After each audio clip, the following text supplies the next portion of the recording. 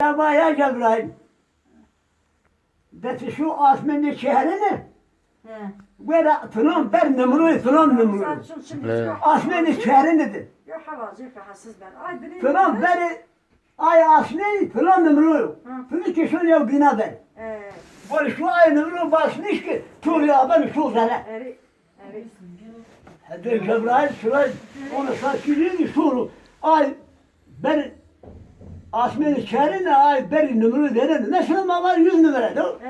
90 numara. Numara senin numara bilmezsin.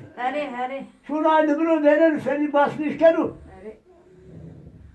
Ya memleket yalan yaşını bunu ya Cebrail khir ki sigara vallahi bu Allah amr kâdu bas şuay beri akıda bilakniye ki yemre ba ya amr Allah bak şu var ki azıcık kaldı ay memleket bunu hındı khışlu nesere dinden de girdi ay ki berakela kapıcı bunu kapıcı Görevli. bunu boş verin bunu ay هذا جبل هناك ثلاث خلف خربان وشيل من ذاك خشنو بعد ما دي ما بيزل ما دام الله يبارك في هذه ماشي شي يونا بردي انا بري ذاكنو اني نزلت شو ما دام الله يبارك شو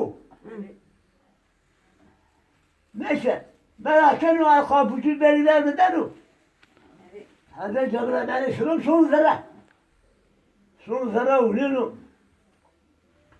يوم لا شك الله يرون شو يعني بس عندنا الدنيا بري الله غريب شو نشر شيء يوم ما برمني شيء يعني أنا دينا ديجي كله كي شيء جنات كي canım ya özür dilerim melek canım ne be canım yaratmış. Senin cennet türlü canım yaratmış. Ona ay meleket ile bilen ne zana kuğu ve selamu aleyküm meleket ben yokluyken.